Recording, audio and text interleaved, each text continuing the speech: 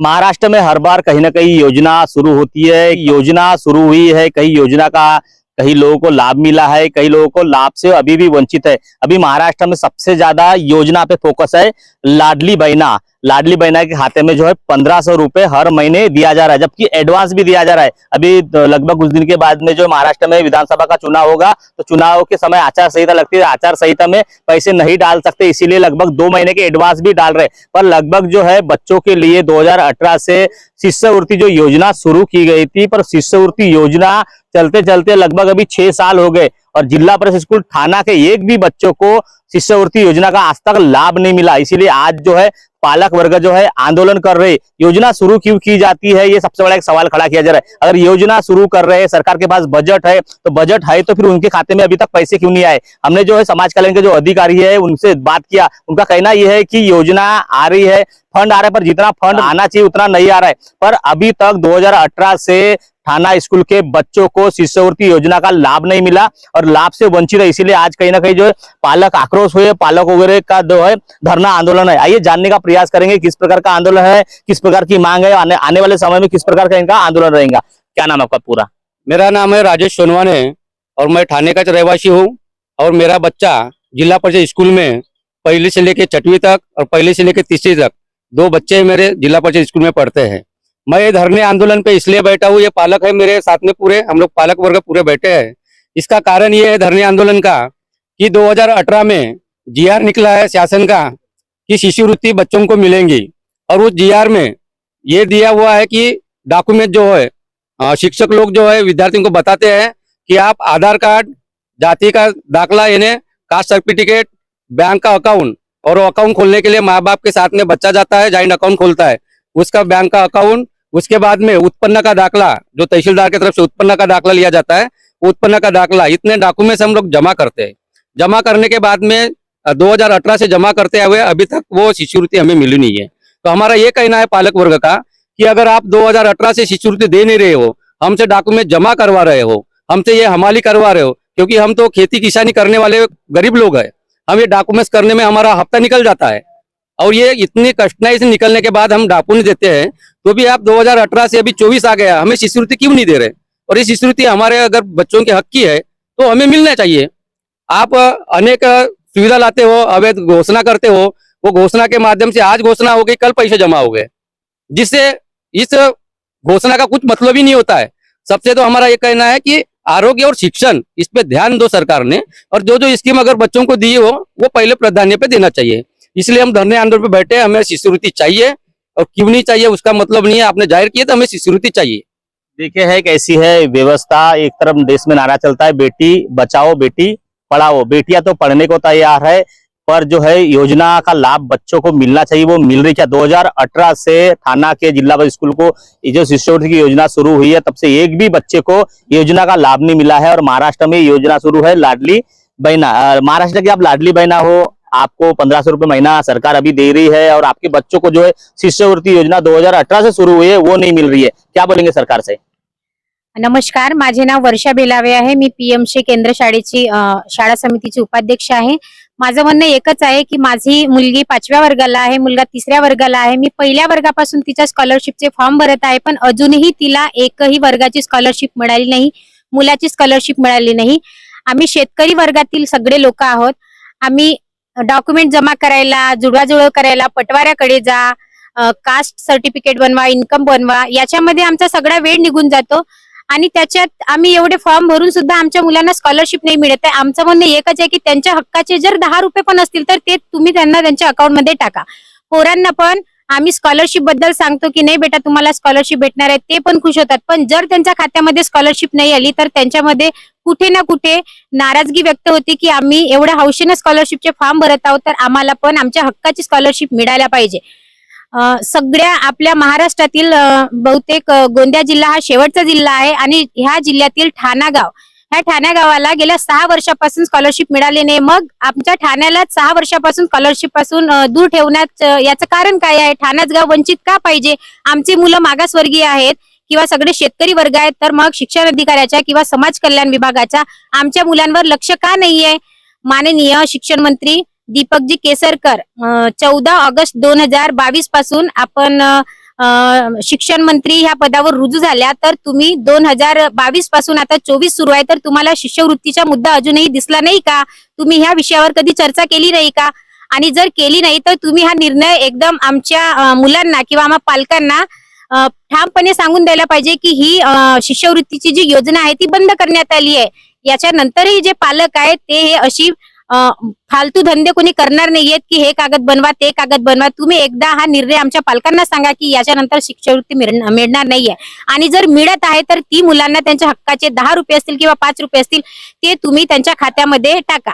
याच्या आधी पण आमच्या शाळेतून जे दुसऱ्या शाळेमध्ये मुलं शिकत आहेत त्यांना सुद्धा अजूनही स्कॉलरशिप मिळाली नाही. तर आमच्या ह्याच मागण्या शिक्षण मंत्र्यांना समाज कल्याण अधिकाऱ्यांना की आमच्या मुलांच्या हक्काची स्कॉलरशिप जे सुरुवातीपासून थांबलेली आहे तर त्या मुलांना देण्यात यावी.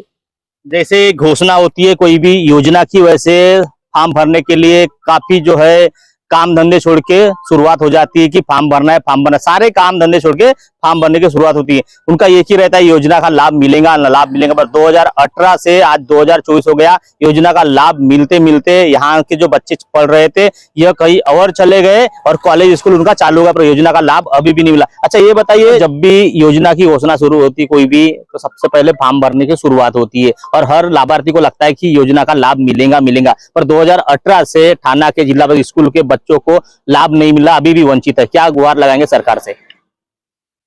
सरकारने 2018 मध्ये ही जी शिष्यवृत्तीची योजना सुरू केली म्हणजे मुलांनी पालकांनी म्हणजे फॉर्म भरले, पालकांना म्हणजे तारेवरची कसरतच करावी कारण की आताच पालक बोलले की ते आम्हाला किती त्रास सहन करावा लागला. खरोखरच पालकांना खूप त्रास सहन करावा लागते कारण की शेतीवाडीचे कामं पहा आणि मुलांचे हे कागद जुळवा ते कागद जुळवा आणि ते कागद जुळवणे पेट करून शिक्षकांची सुद्धा तगादा असतो की आधार कार्ड आणा किंवा तुमचं कास्ट सर्टिफिकेट आणा लवकर आणा असं. तर त्याच्यामध्ये धावपळ सुरू होऊन जाते. परंतु एवढी धावपळ करून सुद्धा त्या पालकांना किंवा मुलांना त्या शिष्यवृत्तीचा फायदा मिळून नाही राहिला. मग शासनाने जर शिष्यवृत्ती जाहीर केली असेल, GR काढला असेल तर त्यांनी शिष्यवृत्ती दिली पाहिजे ना. जर नसेल द्यायची किंवा पैसे जरी पाठवले असतील तर मग ते पैसे कुठे थांबले आहे किंवा पूर्ण पैसे पाठवले की नाही. ज्या एका विद्यार्थ्याला जेवढी शिष्यवृत्ती लागू झाली आहे त्याप्रमाणे जे विद्यार्थी तेवढे विद्यार्थी असतील तेवढे जर पैसे त्यांनी पाठवले असेल शासनाने तर मग हे मधात कुठे पैसे गहाळ झाले आहे किंवा जिल्हा परिषदेकडे आले किंवा नाही आले हे आम्हाला अजूनही माहिती नाही भेटून राहिली. तर आमचं असं म्हणणं आहे की खरोखर शासनाने जर शिष्यवृत्ती लागू केली असेल तर ते विद्यार्थ्यांना पर्यंत पोहोचावी कारण की पहिल्या वर्गाला जो विद्यार्थी त्या काळात 18 मध्ये होता तो विद्यार्थी आज 6वी 7वी मध्ये गेला. काही विद्यार्थी शाळा सोडून दुसऱ्या शाळेमध्ये गेले. मग त्यांना शिष्यवृत्ती कुठून मिळणार? मग त्यांचा पुढील अभ्यास आहे अभ्यासक्रम तो कसा चालणार? कारण की प्रत्येक जणचा हा म्हणजे श्रीमंत नसतं, प्रत्येक जण गरीब वर्गातून आलेला असतो. शिष्यवृत्तीच्या भरोश्यावर कोणी पाठ्यपुस्तकं घेतात, कोणी गणवेश घेतो, कोणी म्हणजे काहीतरी व्यवस्था आपली करतो. तर शासनाने शिष्यवृत्ती द्यावी, त्वरित द्यावी अशी आमची शासनास विनंती आहे.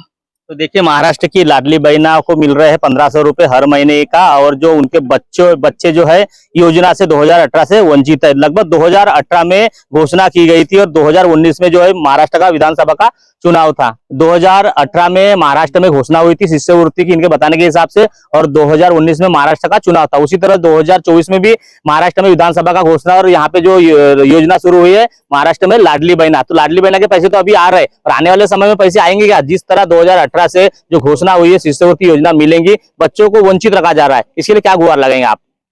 मेरा नाम मुन्ना गौली. आज धरना आंदोलन में मैंने यहाँ पे भेंट दी. मुझे गांवकारी लोगों से और राजेश जी सोनवाने जो धरने आंदोलन में बैठे हैं उनसे ऐसा समझ में आया कि महाराष्ट्र में जो आज शिष्यवृत्ति योजना नहीं मिल रही है, बाकी जो कैटेगरी है ST हो गई, NT हो गई या जो भी ओबीसी को नहीं मिल रही है यहाँ पे महाराष्ट्र में. तो मेरा कहने का मतलब है कि एक को माँ का और एक को मौसी का नहीं होना चाहिए. आज राजेश भाऊ सोनवाने जो केंद्र थाना में जो उपोषण में बैठे हैं धरने आंदोलन में, तो मेरी EO और BO से यही विनंती है कि यह आंदोलन यहीं पर सीमित नहीं रहेगा. यह आंदोलन जिला परिषद तक जाएगा और आने वाले इसमें अपन यह मुद्दा उठाएंगे. रही 2018 की बात, तो 2018 से जो भाई ने अपना पंचायत समिति भाई ने यह बोला कि भाई केसरकर जी यहाँ के अपना शिक्षण मंत्री है, तो केसरकर जी को यह समझ में आना चाहिए कि इतने दिन से प्रलंबित 6 या 7 साल हो गए यह मुद्दा है. तो बच्चे लोग जो 6-7 साल से 25 रुपए हो 50 रुपए हो जो भी ऑनलाइन फॉर्म भरते, भरने के बाद में हमको ऐसा लग रहा है कि सरकार इन बच्चे को पैसे से चल रही है, जो कि इनको शिष्यवृत्ति योजना देना चाहिए. तो मैं शिक्षण अधिकारी से यही मांग करूंगा कि यह आंदोलन को कम में न ले, आने वाले दिनों में यह आंदोलन उग्र रूप से होगा, इतना ही बोलता हूँ। कैसी होगी योजना? बच्चे लोग फॉर्म भर रहे हैं, उनको पैसे भी लग रहे हैं और पैसे योजना के थ्रू मिल नहीं रहे, तो बच्चे लोग के पैसे से क्या सरकार चल रही है, क्या बोलेंगे? मेरा नाम गोपाल बेलराव हनवते, मैं थाना ग्रामवासी हूँ और मैं इस धरने आंदोलन में पालकों की तरफ से, मेरे बच्चों की तरफ से समर्पण चाहता हूँ कि जो महाराष्ट्र शासन ने शिष्यवृत्ति योजना की है, अभी जो हमारे समाज कल्याण अधिकारी से बात हुई थी, उसमें उन्होंने कहा कि एसटी को भेज रहे हैं और कुछ पैसे आते थोड़े से, तो कुछ लोगों को दे रहे, लेकिन मेरी स्कूल जो थाना की है आज 2018 से पूरी तरह से कोई भी एनटी का हो या ओबीसी का हो, विद्यार्थी हो, चाहे वो बच्ची पढ़ा वाली हमारी शिष्य हो या हमारा विद्यार्थी हो विद्यार्थी, दोनों को नहीं मिल रहा है।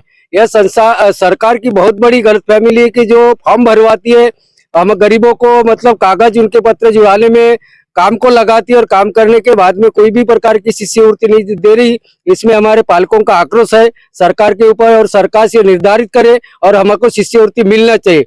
जिस तरह लाडली बहना योजना घोषणा की, हमने फॉर्म भरे, हमको मिली, उससे हमारे लाडली बहना को बहुत बड़ा फायदा हुआ है, इससे हमारी लाडली बहना खुश है। वैसे इस देश के और इस राज्य के हमारे विद्यार्थी जो पढ़ने वाले कल का भविष्य है, पाया है, बेसिक फाउंडेशन है, उनको खुश करना सरकार का काम है। जो आज का विद्यार्थी हो कल का नागरिक है और देश निर्माण उन्हीं के भरोसे होने वाला है। तो ये शिष्यवृत्ति शीघ्र सरकार ने लागू करके, हमारे जिला के समाज कल्याण अधिकारी ने इस पे जातीयता से मतलब ध्यान आकर्षित करके यह योजना सरकार तक पहुंचाए और हमको लाभ मिलना चाहिए। हमारा आंदोलन जारी रहेगा और नहीं मिला तो हम जिले पे भी आंदोलन करेंगे। यह सरकार को चेतावनी है, निवेदन है हमारा। जिला परिषद स्कूल जो थाना के मुख्याध्यापक है, उनसे जानने का प्रयास। सर, क्या बोलेंगे, किस प्रकार की योजना शुरू की गई थी और क्या क्या फायदा बच्चों को होने वाला था और आज क्या फायदा हो रहा है? तो ये सन 2018 से शासन ने एक स्कीम शुरू किया था। ओबीसी और एनटी VJNT के बच्चों को 1500 रुपये के हिसाब से, यानी एक साल में 1500 रुपया देने का उन्होंने सूचना दिया था। और उस हिसाब से उन्होंने सारी जानकारी स्कूल के प्राचार्य से बोलो या अन्य लोगों से मंगवाए थे और कुछ कागज पत्र मंगवाए थे। वो जिस तरह से कागज पत्र उन्होंने मंगवाए थे, उस कागज पत्रों की हमने पालकों से मंगवा करके जिस तरह से करना चाहिए वो फॉर्मेलिटी हमने पूरी करते गए और इकट्ठा की गई जानकारी हम पूरी ऑफिस को भेजते गए। ये हम हर साल 2018 से लगातार हम 2024 तक के हम लोग ये जानकारी भेजते गए। अभी फॉर्म भरना ज्यादा प्रमाण में है, क्या कम हो गया है? हर साल लेवल कम होते जा रहा है। कम हो रहा होगा, क्या कारण हो सकता है? वो यानी पालकों को थोड़ी सी प्रॉब्लम जा रहा है कि ये जो डॉक्यूमेंट्स मिलाने के लिए जो उनको खर्चा आता है और अभी तक उनको मिल ही नहीं करके उनकी इसे कंप्लेंट है। क्योंकि बच्चे ये जो पैसा है वो बच्चों के अकाउंट में जाता है, तो HM को किसी प्रकार की जानकारी तो होती नहीं कि भी उनको स्कॉलरशिप मिली या नहीं मिली करके। मगर हमको ऑफिस से भी कोई सूचना नहीं मिलती कि इनको अलर्ट हो रही करके। हम कभी कभी ऑफिस में जाकर के पूछ भी लेते हैं भाई इनको स्कॉलरशिप कब मिलेगी करके, तो वो बताते हैं ऊपर से जब आएगी तो हम देंगे। क्या बोलेंगे, चुनाव के पहले काफी योजना की घोषणा होती है, 2018 में भी घोषणा हुई थी, इस तरह जो अभी 2024 में लाडली बहना की घोषणा हुई है, तो ये योजना जो घोषणा होती है चुनाव के पहले ही होती है, फिर 5 साल तक चलती क्यों नहीं होगी, क्या कारण हो सकता है?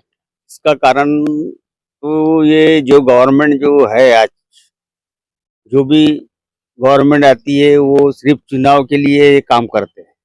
चुनाव पूर्ति सिर्फ इनकी भाषा चलती है, इनकी योजना चलती है, लेकिन चुनाव जैसी खत्म हुए तो ये 5 साल से यहाँ का जो नेतृत्व करता है वो आमदार खासदार तो कभी दिखते ही नहीं यहाँ।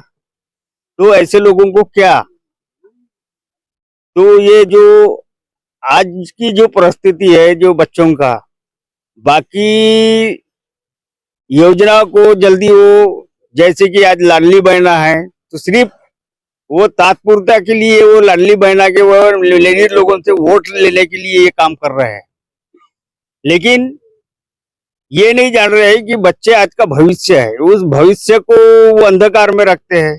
तो आज ये जो स्कूल के टीचर है इन्होंने भी जो जानकारी दी है, लेकिन वहां तक भी नहीं पहुंचाने देते। जैसी पंचायत समिति है, जिला परिषद है, ये सारी ये चीजें उन्होंने टीचर तक पहुंचाना चाहिए, स्कूल तक, तो वो कुछ तो भी कर रहे हैं। और उनको सिर्फ टीचर लोगों को ये लोग सिर्फ उनके फॉर्म वो बच्चों के भरवाना चाहते हैं और वो बेचारे वो उतना बताते हैं, उतनी जानकारी इनको रहती है। उसके ऊपर क्या होता है तो वो ऊपर के अधिकारी के हाथ में है। तो देखिए है कैसी होती है चुनाव के पहले घोषणा काफी घोषणा होती है चुनाव के पहले, पर जो घोषणा होने के बाद 5 साल तक या हमेशा तक जो लाभ मिलना चाहिए वो लाभ मिल रहा है क्या, ऐसा सवाल यहाँ मुख्य रूप से उठाया जा रहा है। अगर घोषणा होने के बाद लाभ मिलता तो यहाँ पे जो है सैकड़ों की संख्या में पालक वर्ग जिला परिषद स्कूल थाना के सामने आंदोलन करते क्या, काफी नाराजगी व्यक्त की गई है। जिस प्रकार की घोषणा की अगर बात करते हो, घोषणा करते हो तो घोषणा होने के बाद योजना का फायदा मिलना चाहिए, पर 2018 से शिष्यवृत्ति योजना का लाभ जो है यहाँ के जिला परिषद के बच्चों को, एक भी बच्चों को आज भी शिष्यवृत्ति योजना का लाभ नहीं मिला। इसीलिए आज इन्होंने आंदोलन किया। यहाँ स्कूल में लाभ नहीं मिला तो हो सकता है जिले में, महाराष्ट्र में जितने भी स्कूल है उन स्कूलों में लाभ मिला क्या नहीं मिला इसकी तो जानकारी नहीं है, पर हो सकता है यह जो प्रॉब्लम यहाँ बता रहे वो भी प्रॉब्लम जो वहां पे भी स्कूल में हो सकते हैं। तो किस प्रकार की ये घोषणा है, चुनाव के पहले घोषणा करके क्या जनताओं से वोट मांगने की घोषणा है, क्या जनता को लुभाने की घोषणा है, सबसे बड़ा सवाल खड़ा किया जा रहा है। अब खबर प्रकाश होने के बाद महाराष्ट्र की जो सरकार है वह जिस तरह घोषणा की गई थी 2018 में शिष्यवृत्ति योजना इनको मिलती है नहीं मिलती, या इस प्रकार के आंदोलन पूरे जिले में महाराष्ट्र में होते रहेंगे, देखने वाली बात होगी। महेंद्र लिल्लारे, न्यूज प्रभात मीडिया, थाना गोंदिया।